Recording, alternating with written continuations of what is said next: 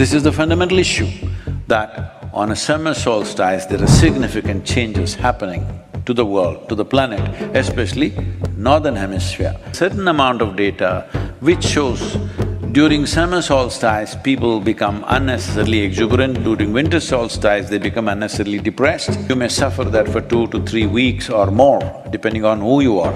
So on this day, shift happens. Every yogi looks inward and makes the necessary little tuning, adjustment, because otherwise you will be misaligned with the world around you.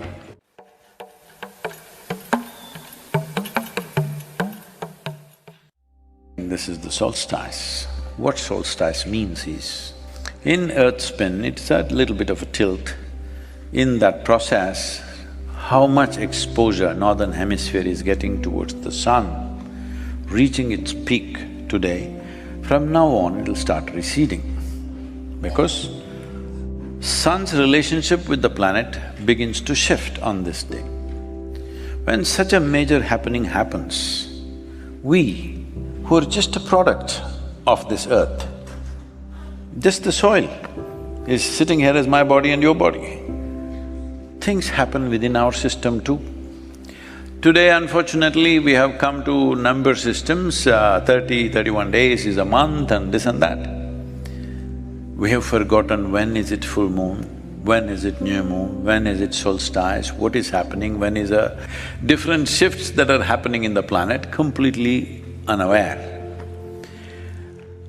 For that there is a price. Every other life is aware of this. The smallest creatures are aware of this. You must see, just go sit in a forest and watch how the ants behave on a full moon night. They're very different on that day. On new moon day, they behave differently.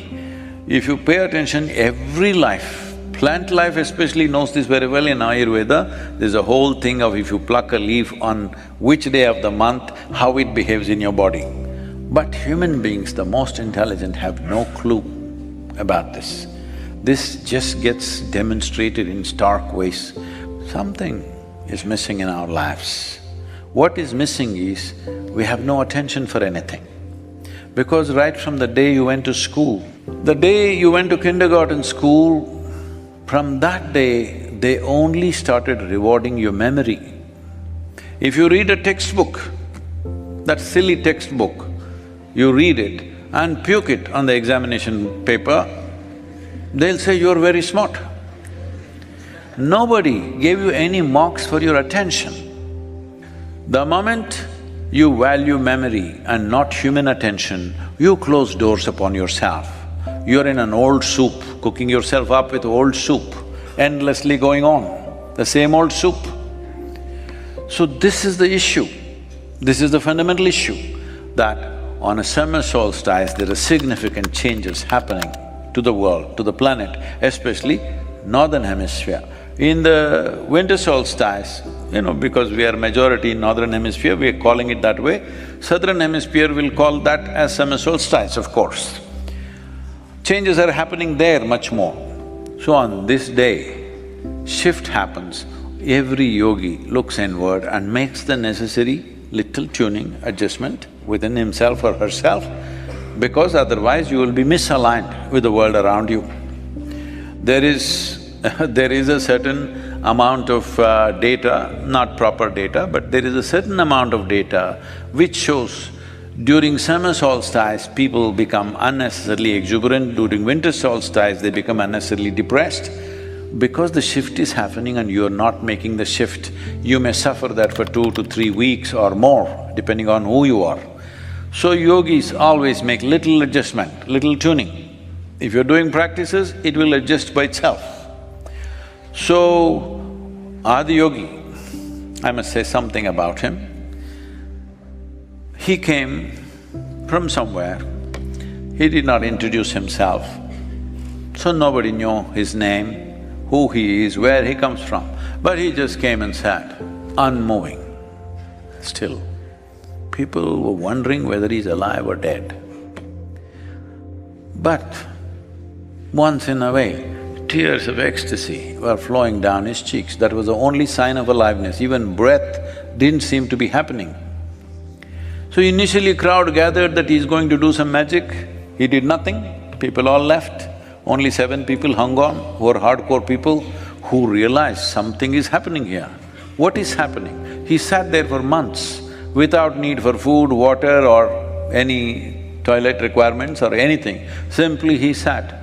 They realized he seems to have touched a dimension which is beyond his physicality. So they waited. Once in a way he got up and wildly danced, and again he sat down. So after long period of time, when this one solstice came, or that solstice happened to be a full moon night, so on the solstice day he turned south. He was sitting facing some other direction, he turned south and sat down. Because of that, for that position or that posture, Adiyogi is referred to as Dakshinamurti, that means one who turned south. Because the sun turned south, he turned south. At that time he opened his eyes and looked around, then these 7 people begged. And on that day, the first guru was born. He decided to transmit yoga to these first 7 people. So that is how yoga started. It's fantastic that the UN International Day of Yoga recognized this and made 21st of June, the solstice day, as the International Yoga Day. That's remarkable. The International Day of Yoga means that the entire world is looking at yoga as a solution for all aspects of their life, to a point where even United Nations is looking at how to manifest the millennial goals using yoga as a tool. When this is the case, it's very important. We in India must be very proud that this science of inner well-being, this science of raising a human to the highest possible state that one can be in, this science originates in our culture. The great sages of the past, above all Adiyogi, who is the source of this science, have continued this process as a live process for thousands of years. For this many millennia they carried this. This is for us to make it ours. There are more people practicing yoga in other parts of the world than in India, that pains me. This yoga day, all of you must take this up, that in your life, at least a simple form of yoga, you must take it up. We are offering online 3 minutes yoga, 6 minutes yoga, 15 minutes yoga, whatever you want. Whatever you're ready for, bring a simple dimension of yoga into your life and just see the change and the transformation that it brings about in your health, in your mental state, in your emotional balance, and above all, in the spiritual dimensions opening up how they open up. With the right amount of yoga, if you bring the necessary inner strength and balance, I know that your energies, your capabilities and your skills will make you into a great human being and in turn make Bharat into a great nation.